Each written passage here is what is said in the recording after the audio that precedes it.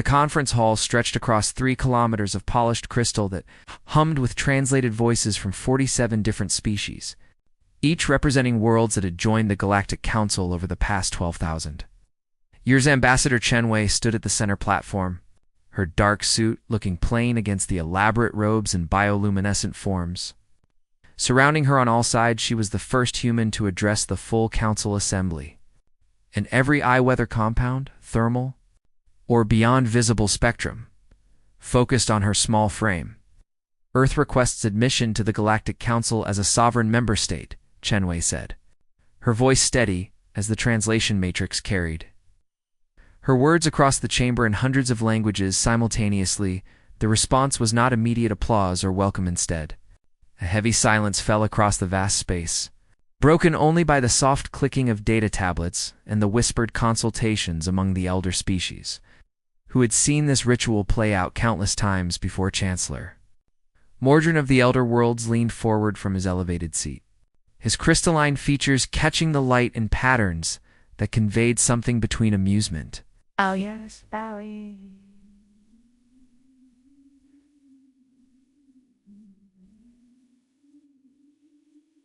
pity. Your application has been reviewed. Mordrin's voice resonated through the chamber like wind chimes in a storm. Earth shows promise. Truly it does. But there are protocols that all newcomers must follow for the safety and stability of our great union. Chen Wei nodded once, keeping her expression neutral, even as her pulse quickened. She had studied every available record of council admission procedures over the past 2 years since humanity first made contact with a galactic scout ship near the Kuiper Belt. Nothing in those records suggested this would be simple. The Zanari Consortium will oversee your integration process, Mordrin continued, gesturing to a section of the assembly where 7-foot-tall warriors sat in powered armor that hummed with barely contained energy. General Throck rose from among them, his forearms spreading wide in what the human diplomats had learned was a gesture of dominance among his species. Earth must demonstrate compliance with council standards. Throke's voice was a deep rumble that made the platform vibrate beneath Chen Wei's feet. You will surrender 3 of your colony worlds for evaluation. This is standard procedure and ensures you understand the responsibilities of membership. Chen Wei felt every human in the observation gallery tense at those words. Surrender colonies that thousands of families had spent years establishing. Hand over sovereign territory before even being granted membership. Additionally, Throck continued, clearly enjoying his moment of authority, you will accept a galactic observer with full authority over all military and industrial development. This observer will guide your species towards civilized standards and ensure you pose no threat to council stability. The words hung in the air like a blade. Chen Wei took a slow breath and glanced at the data tablet in her hand where her team had compiled research on every species that had joined the council in the last 1,000 years. Every single one had accepted these terms. Very single one had surrendered territory and sovereignty. In exchange for the promise of galactic community and protection, every single one had spent the next century as a subordinate member, their resources flowing upward to the elder species while they received scraps of outdated technology in return. Ambassador Chen Wei. Mordrin's voice pulled her attention back. These terms are not negotiable. They represent millennia of wisdom in integrating new species safely. Do you accept on behalf of Earth? The entire chamber waited in the observation gallery. Director Sarah Martinez gripped the railing, knowing that whatever happened in the next few seconds would define humanity's place in the galaxy for generations. Wei straightened her shoulders and met Mordrin's crystalline gaze directly. On behalf of the Terran Systems Alliance and the people of Earth, I must respectfully decline these terms. The chamber erupted. Voices rose in dozens of languages, some shocked, others outraged. A few species laughing at what they assumed was either ignorance or suicide. Throx for arms slammed down on his podium with enough force to crack the alien metal. You decline? His voice carried genuine disbelief. Do you understand what you are saying, human? No species has ever refused council integration terms.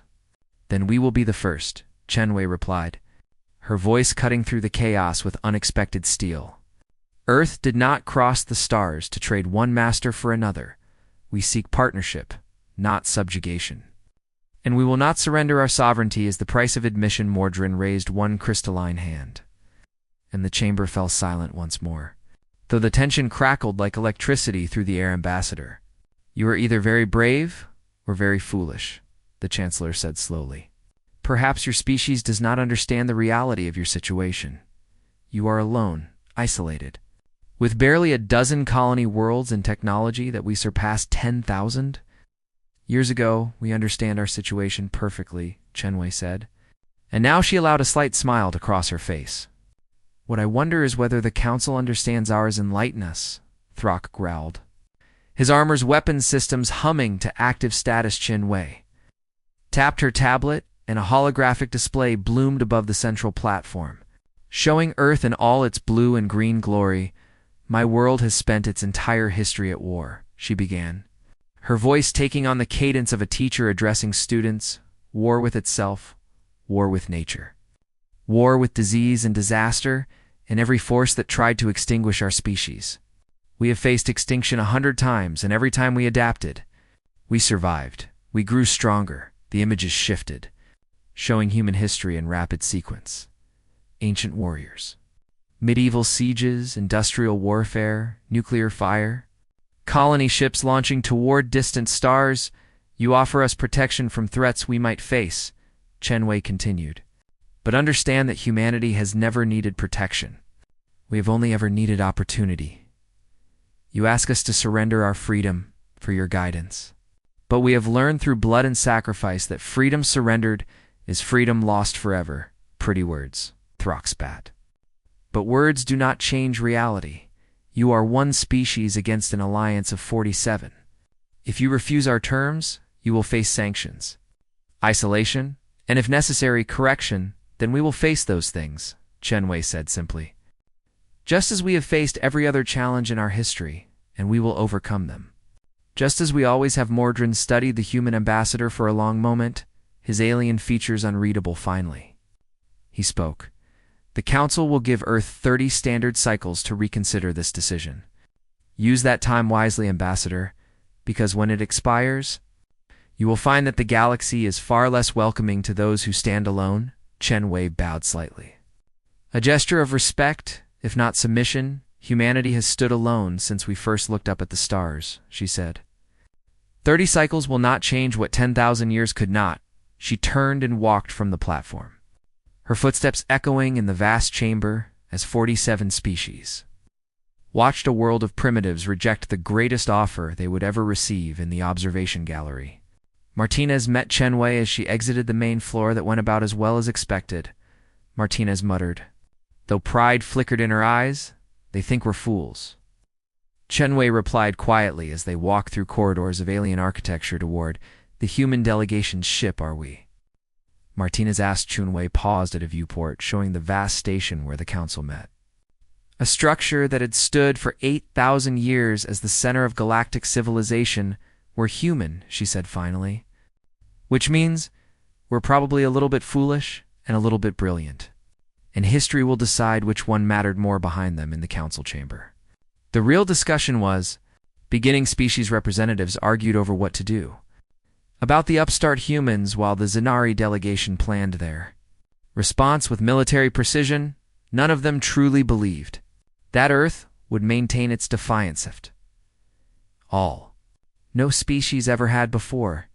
What they failed to understand, what their comfortable millennia of dominance had blinded them to, was that humanity was not like the species that came before. Earth had been forged in fire and blood and desperate struggle, shaped by a hostile world that killed the weak and forced the strong to become relentless. The Council had just issued an ultimatum to a species whose entire history was written in responses to ultimatums. Those responses had never been gentle. The sanctions came down exactly 29 cycles after Earth's rejection of the Council's terms. Delivered with all the formal ceremony of a verdict that had already been decided, every human vessel received the same transmission. All galactic trade routes were now closed to Terran ships. All navigation beacons in Council space would no longer respond to human signals in any human vessel entering Council territory would be subject to immediate seizure and protective custody of its crew general. Throck personally oversaw the deployment of Zanari peacekeeping fleets to every major jump point leading into human space, creating a blockade that had successfully isolated 14 previous species into submission within weeks on Earth. The news networks showed the Zanari warships taking position like a noose tightening around humanity's throat. Public reactions surprised the watching galaxy. There were no riots in the streets, no panic buying or desperate protests demanding the government accept council terms instead. Something else happened. President Maria Santos addressed the world from the United Nations building in New York. Her message broadcast to every human colony across 30 light-years of space today. The Galactic Council has chosen to test our resolve, Santos said.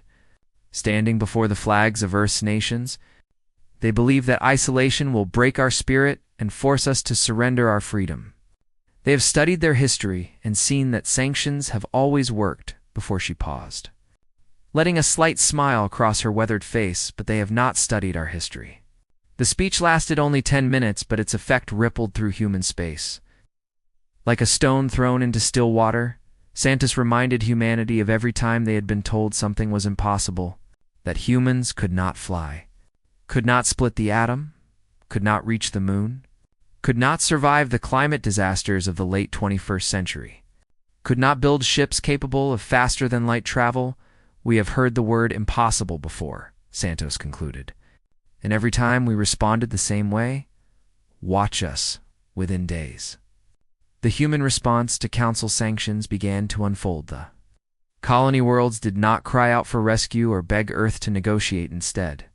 They activated protocols that had been built into every human settlement since the first Mars colony, total self-sufficiency mode. Every human colony had been designed by a species that remembered the Roanoke colony, the Donner Party, the Franklin expedition. Every disaster born from dependence on supply lines that could fail human settlements carried gene banks, industrial fabricators, hydroponic systems that could feed thousands, and fusion reactors that could run for decades on fuel harvested from gas giants, what the council called primitive paranoia.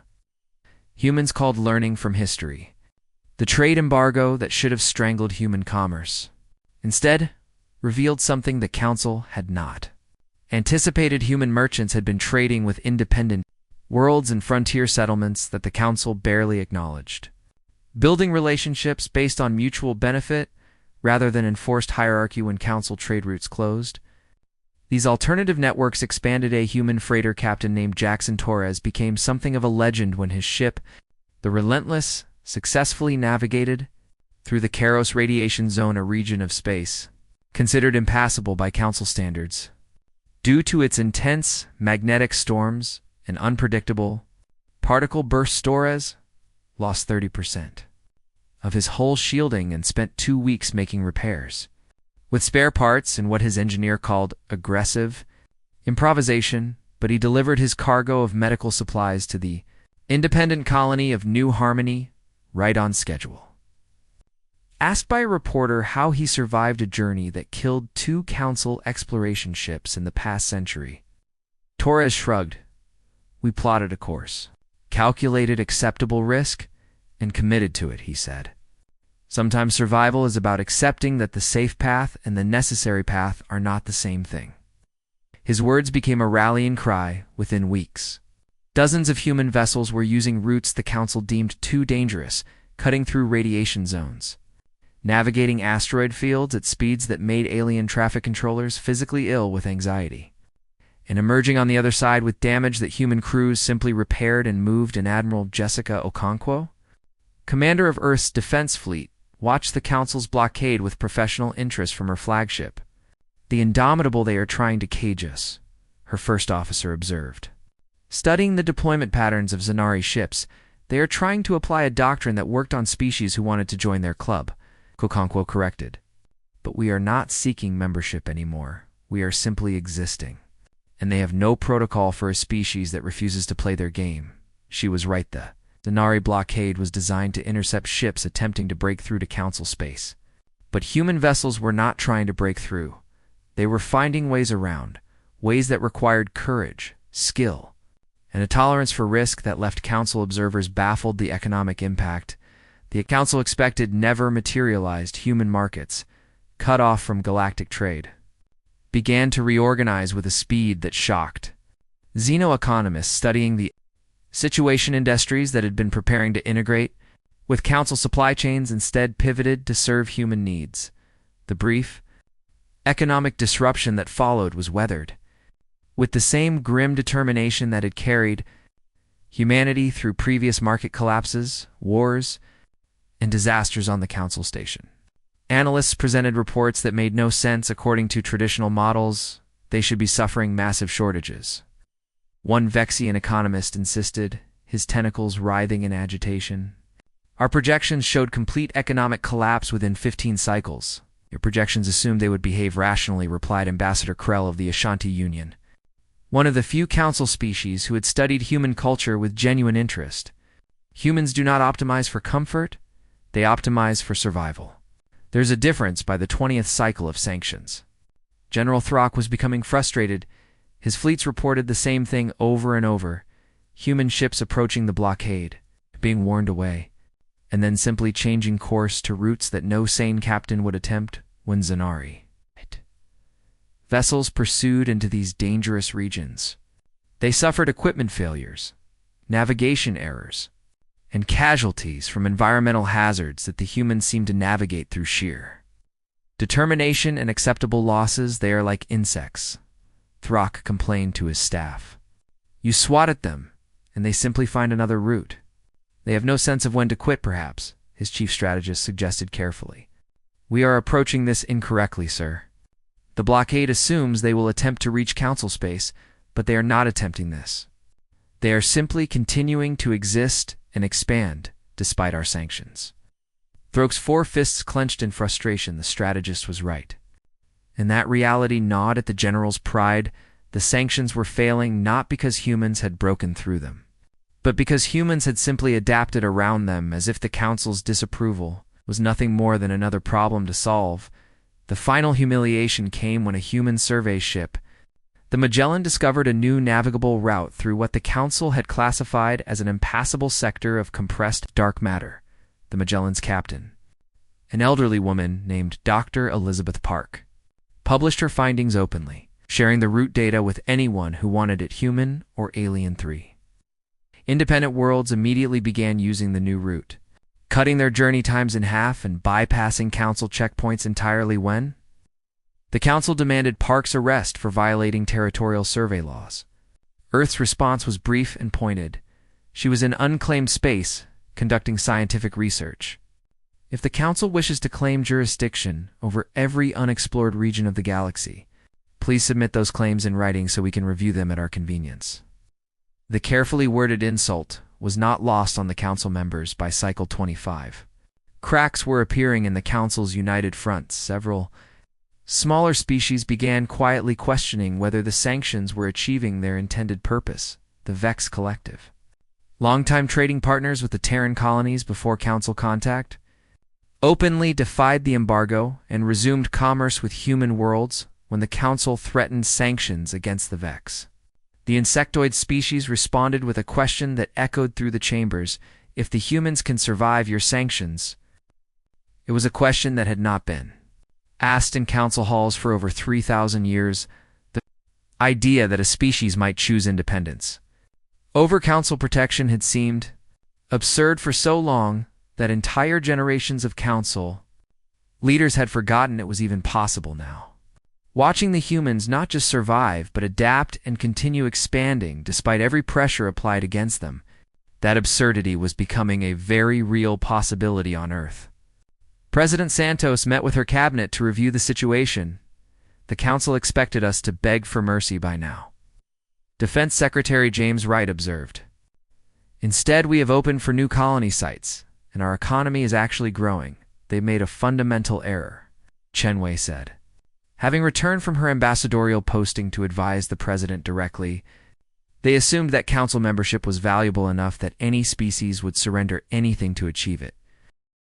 The Zanari battle fleet emerged from faster than light. Travel at the edge of the Proxima Centauri system with all the ceremony and precision that had made them the council's enforcement arm for the past 6,000 years 4 to 7. Warships arranged themselves in a formation that was both beautiful and terrifying. Each vessel bristling with weapons systems that could crack a moon or sterilize. A planet General Throck stood on the bridge of his flagship, the inevitable victory. Watching the tactical display show Proxima Station, ahead the station, was humanity's largest outer colony, home to 50,000 civilians working in mining, research, and agriculture that supplied the nearby human settlements. It was also in Throck's strategic assessment. The perfect target for a demonstration. Not important enough that its destruction would trigger a loud war, but valuable enough that its loss would hurt the kind of calculated blow that had brought every resistant species in. Council history to the negotiating table within days. Open a channel to the station, Throck commanded, his forearms folding across his armored chest. The communication officer complied, and moments later, the holographic image of Proxima Station's administrator appeared. Governor Michael Chuno. Relation to Ambassador Chen Wei looked tired, but calm as he faced the Zanari general, General Throck. Chen said, his voice carrying no trace of the fear Throck expected. I assume this is not a social visit, Governor Chen, by authority of the Galactic Council. I am ordering the immediate evacuation of Proxima Station, Throck declared. You have 6 standard hours to remove all personnel, after which this facility will be disabled and taken into Council custody for inspection. Inspection of what, exactly? Chen asked, one eyebrow rising. That is Council business, Throck replied. This is your only warning, Governor. Evacuate or face the consequences of your defiance. Chen was quiet for a long moment, his eyes moving to something off-screen. He looked back. His expression had hardened into something that reminded Throck uncomfortably of Ambassador Chen Wei's steel-eyed determination. General Throck, you and your fleet have entered sovereign human territory without permission or invitation, Chen said slowly. You are now in violation of interstellar law and the territorial integrity of the Terran Systems Alliance. Throck laughed, a sound like grinding metal. You lecture me about law while refusing council membership? You are alone, Governor, with a civilian station and perhaps a few defense satellites. I have 47 warships. The outcome of this situation is not in doubt. You are correct that the outcome is not in doubt, Chen agreed. And now he smiled. You have 6 hours to withdraw your fleet from our space. If you are still here when that deadline expires, we will consider it an act of war. The transmission cut. Throck stared at the blank screen for several seconds before turning to his officers. Did that primitive just threaten us? His tactical officer asked, confusion evident in his voice apparently. Throck replied, how refreshing to finally face an enemy with spirit. Even if it is suicidal spirit. He settled into his command chair and gestured for his fleet to assume offensive posture. We wait the 6 hours, decided. Let them evacuate if they choose, or let them stay and learn what happens to those who challenge the Council's authority. What Throck could not see from his position at the system's edge was the flurry of activity happening throughout human space the moment his fleet had entered the Waxima system. Every human military installation had gone to full alert. Admiral Okonkwo received the report aboard the Indomitable. With grim satisfaction, they took the bait, she said to her staff. Proxima was always going to be their target, too valuable to ignore, too isolated to defend, except we are defending it, her tactical officer noted exactly. Okonkwo smiled. And the general is about to learn why humans build redundancy into everything we create. She turned to her communications officer. Signal all units. Operation Hornet's Nest is active. Execute on my mark across 3 star systems. Human warships that had been hiding in radiation shadows behind asteroid fields and within the magnetic chaos of gas giants began to move at Proxima Station itself. Governor Chen was addressing his population via station-wide broadcast. Everyone knows the drill, he said, his voice calm despite the massive fleet hovering at their doorstep. Non-essential personnel proceed to designated shelters. Essential operations continue as normal. Defense crews to your stations. There was no panic. The citizens of Proxima Station had trained for this scenario dozens of times, knowing that humanity's rejection of Council terms might bring exactly this kind of response. The Council's intelligence? Analysts had missed during their scans of human colonies was that every major human settlement was built with military defense in mind. Proxima Station was not just a civilian outpost, it was a fortress disguised as a mining facility. Hollowed out of an iron-nickel asteroid and filled with shield generators, point defense systems, and enough armaments to make any attacking force pay dearly for their assault. 6 hours passed with agonizing. Sloansrock watched his tactical display, noting with approval that some civilian ships were indeed fleeing the station. They are not complete fools, he observed. At least some of them value their lives. What he could not know was that those fleeing civilian ships were actually deploying minefields and sensor buys throughout the system, preparing the battlefield for what was to come when the deadline expired. Both sides acted simultaneously gave the order to fire, and 47 Zanari warships unleashed a coordinated barrage of graviton disruptors and plasma lances designed to overwhelm Proxima Station defenses. In the opening salvo, the attack was textbook perfect, executed with the precision that had made the Zanari the most feared military force in Council space. Then everything went wrong.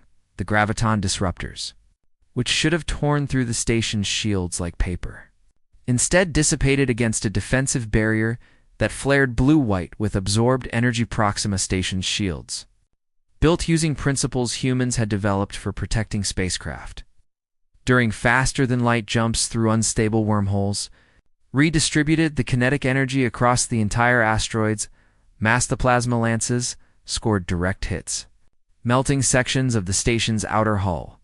But the redundant armor plating held, and then Proxima Station returned firepoint defense systems, emerged from concealed positions across the asteroid's surface, tracking and destroying incoming missiles with a rate of fire that made Throke's tactical officer gasp in disbelief.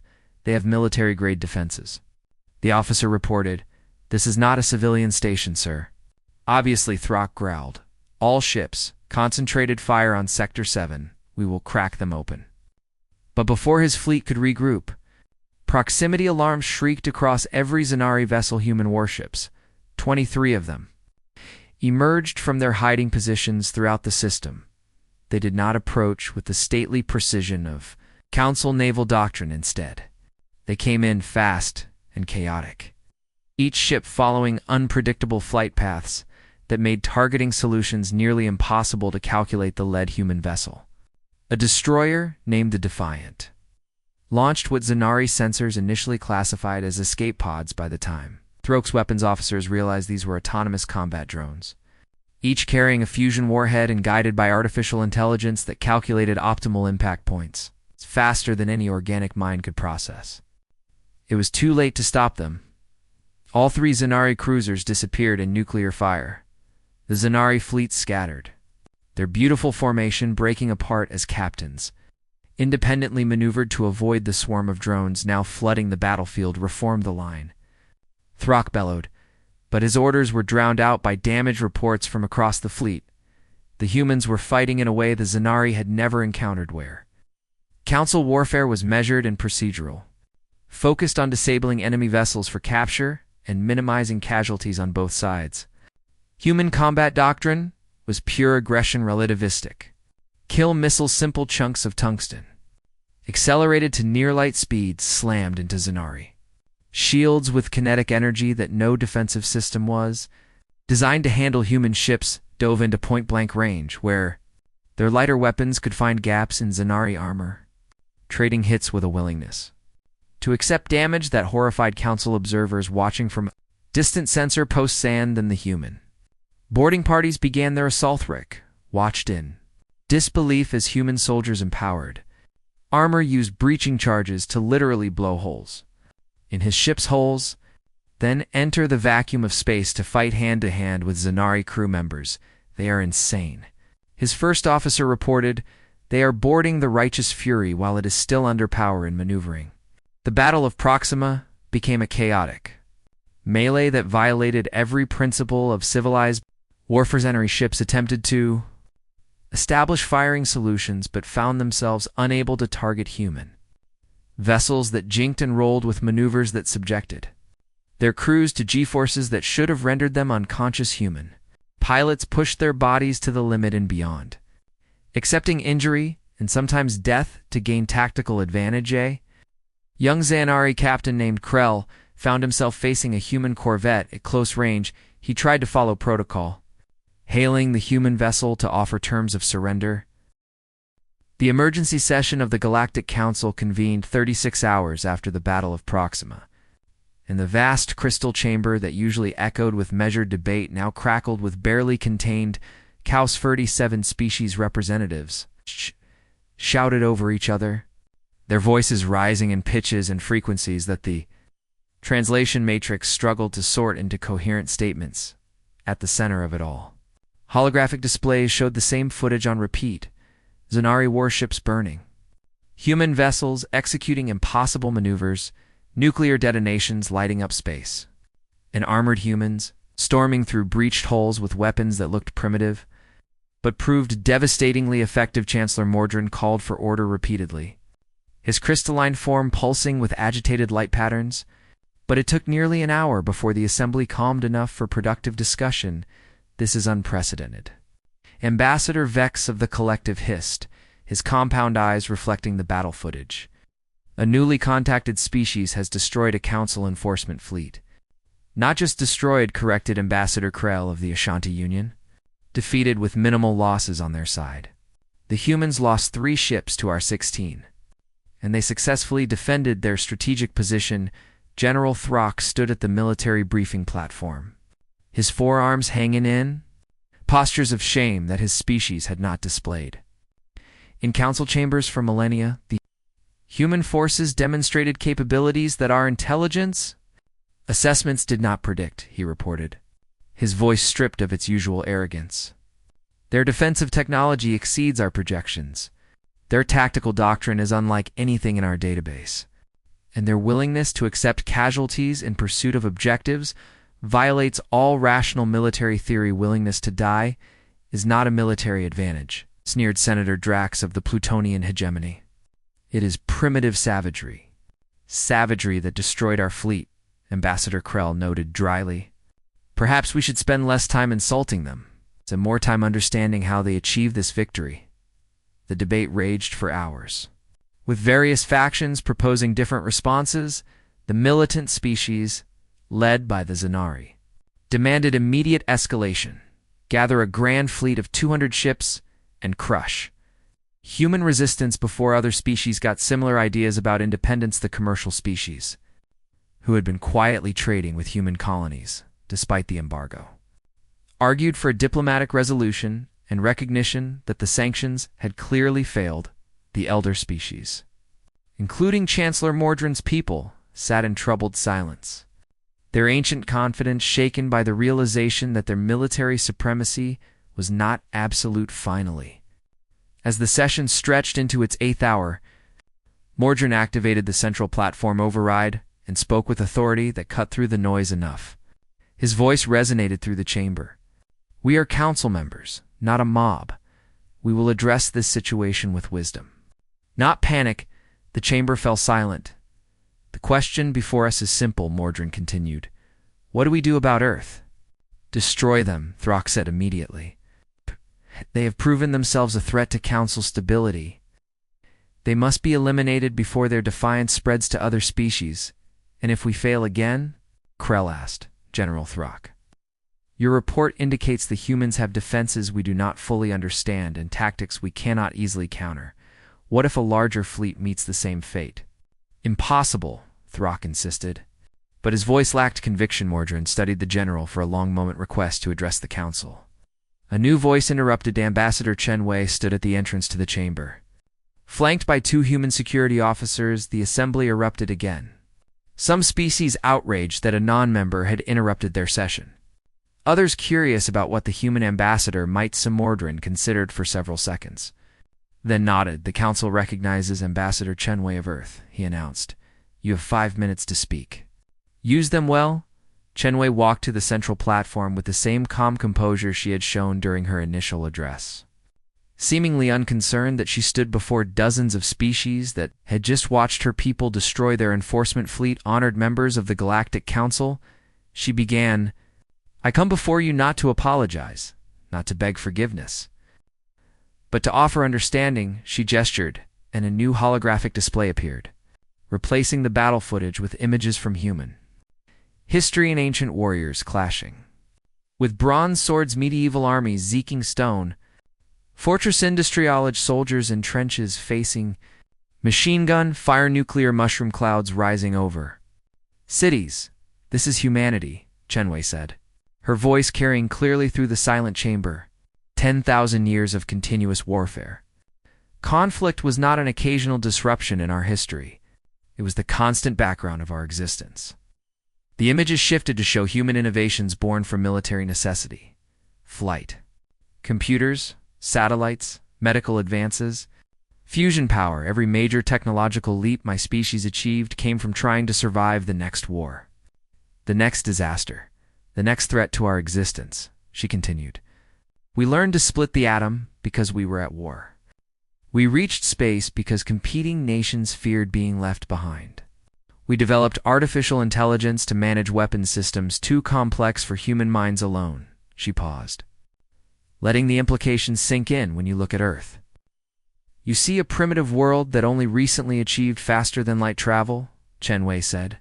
But what you should see is a species that spent its entire existence preparing for exactly this moment, preparing to attack the Council. Demanded Senator Drax, preparing to survive contact with powers greater than ourselves, Chenwei corrected. Because that is what humanity has always done. When we encountered other tribes, we learned to cooperate or compete. When we faced nature's fury, we learned to adapt or die. When we created weapons that could destroy our entire world, we learned to step back from the brink while still maintaining our defenses. She gestured to the battle footage that still lingered at the edges of the display. You sent a fleet to intimidate us into submission, she said. But intimidation only works on species that have something to lose that outweighs their freedom. Humanity learned long ago that there are things worse than death, and submission to foreign control is one of them. The chamber remained silent. Every representative transfixed by the human ambassador's words. General Throck asked in his report why we would accept such high casualties. Chenwei continued. The answer is simple. We did not consider those losses unacceptable. Every human who joins our military understands they may die in defense of our sovereignty. It is a sacrifice we honor, not a cost we avoid. This is barbarism. Drax insisted. No, Krell interjected quietly. It is commitment. Something we have forgotten in our millennia of unchallenged dominance. Chenwei nodded to the Ashanti ambassador. Before continuing, I have studied your histories, she said. Every species in this council reached a point where war became too costly, where you chose peaceful integration over continued conflict. And that choice brought you prosperity and stability, so you understand the wisdom of joining us, Mordrin said. I understand that you have not fought a real war in thousands of years, Chenwei replied. You have forgotten what conflict means, what it costs, what it requires. But humanity remembers, because for us, that history ended yesterday in galactic terms. She pulled up a new display showing Earth's military forces, hundreds of ships, thousands of defense platforms, weapon systems ranging from conventional to exotic. This is what you face, she said bluntly. A species that has been at war for its entire history, that has developed every tool of conflict you can imagine, and many you cannot, that has tested its weapons in real combat against itself, and emerged stronger each time you threaten us. Throck demanded. No, Chenwei said. I inform you, there is a difference. Threats are what you make when you want to intimidate someone into compliance. Information is what you provide when you want them to make an informed decision. She turned to face Chancellor Mordrin directly. The question the Council must ask itself is not how do we force Earth to submit, but rather, what kind of galaxy do we want to live in? Mordrin's crystalline features remained unreadable. Explain, he said, for millennia. The Council has operated on the principle that all species must integrate into your hierarchy or be isolated and suppressed, Chenwei said. That model worked because every species you encountered valued access to galactic civilization more than they valued their independence. She gestured to the assembled representatives. But what happens when you encounter a species that values freedom more than your acceptance? A species that will fight rather than submit? A species that can win those fights? The question hung in the air, like a challenge. You cannot destroy us without suffering losses that would shatter your military dominance. Chen Wei continued. The Battle of Proxima proved that we are not invincible, but we are willing to make any sacrifice necessary to remain free. Can you say the same? You speak of mutual destruction, Mordrin observed. I speak of mutual respect, Chen Wei corrected. The Council has two choices. Attempt to destroy humanity in a war that will cost you more than you can afford, or accept that the galaxy is changing and some species will not follow your historical pattern, and if we choose the former? Throck, growled. Chen Wei met his gaze without flinching.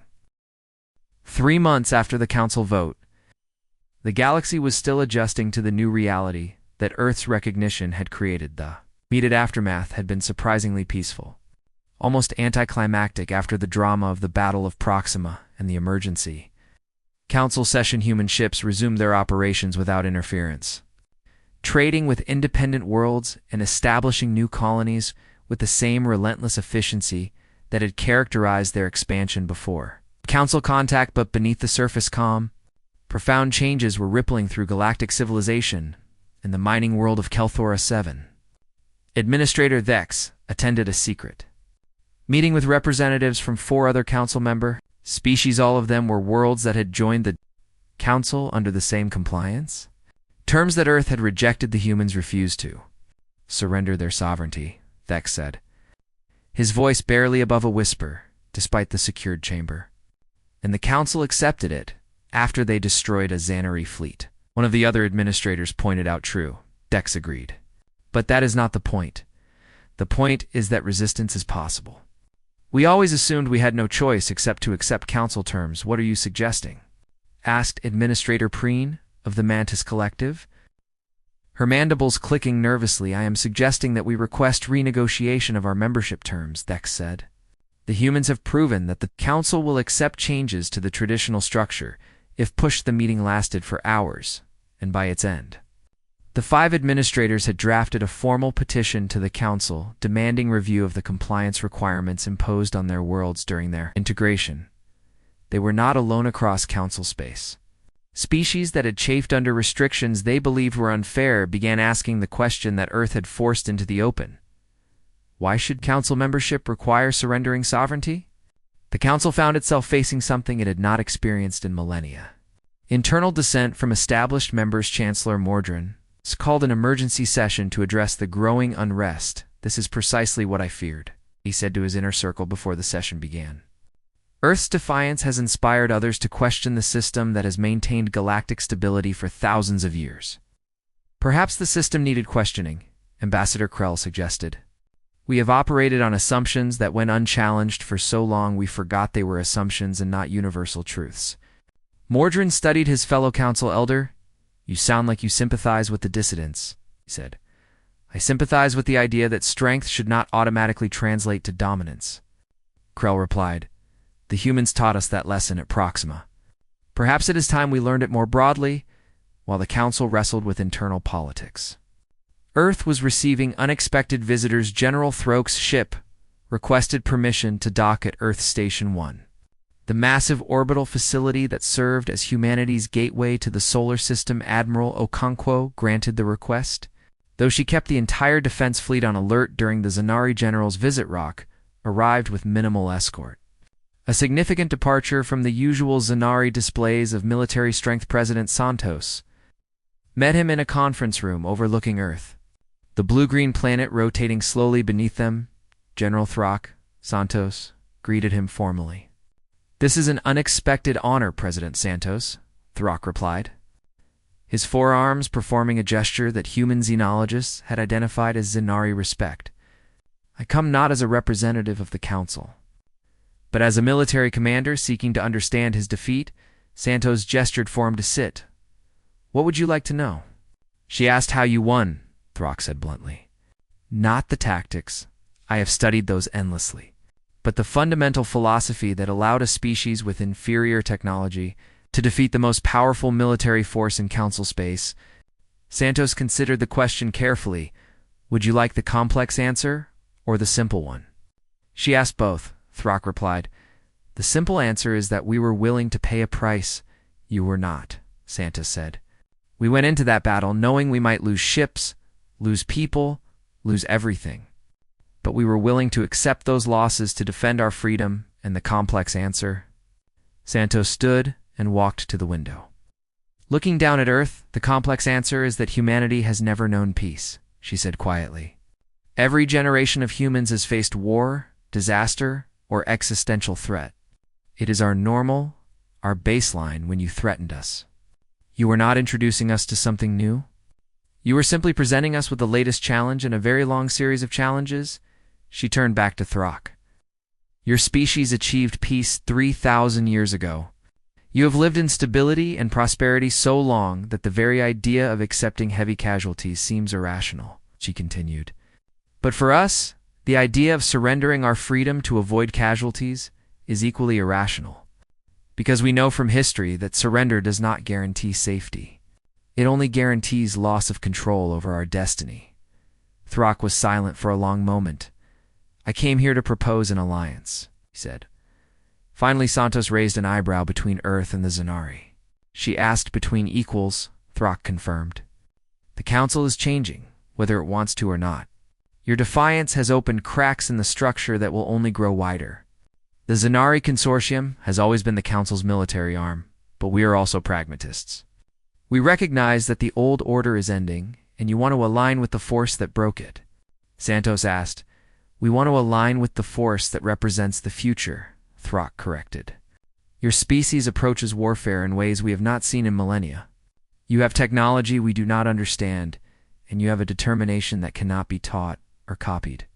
Those are valuable assets in exchange for what? Santos asked. Getting to the practical matters, military cooperation. Technology exchange and mutual defense, Throck outlined. The Zanari have resources and experience spanning thousands of years. Earth has innovation and tactical flexibility, together. We could be formidable. Santos smiled, slightly general. Are you suggesting that the species that just lost to us should become our military partners? I am suggesting that losing to you taught me more about warfare than 3,000 years of victories, Throck replied with unexpected honesty. Humility is an excellent teacher, President Santos. And humanity has humbled the Zanari in ways we desperately needed. The negotiations took 3 weeks. But eventually Earth and the Zanari Consortium signed the first military alliance between a council enforcement species and an independent world. The treaty sent shockwaves through galactic politics. Meanwhile, on the colony world of New Harmony, the first joint human-alien settlement was being established. The project brought together humans, Vex collective members, and several independent species that had never joined the Council. Governor Sarah Martinez oversaw the integration, with careful attention to ensuring every species maintained its autonomy while contributing to the collective good. This is what the Council should have been, Ambassador Krell observed during his visit to inspect the settlement. Cooperation between equals, not hierarchy enforced through intimidation. Martinez nodded. Humans learned a long time ago that diversity is strength, she said. Not diversity forced into a single mold, but true diversity where different perspectives and approaches combine to solve problems no single group could handle alone. She gestured to the settlement below, where human engineers worked alongside Vex builders and independent species farmers to create something entirely new. This is our vision for the galaxy, Martinez continued. Not dominance, not submission, but partnership based on mutual respect and shared goals. Krell watched the construction with what his species considered a thoughtful expression. I wonder if the Council will eventually accept this model. He mused. They will, Martinez said confidently, because the alternative is watching species after species follow our example until the Council becomes irrelevant. She was right. Within a year of Earth's recognition, 14 species had formally requested renegotiation of their Council membership terms.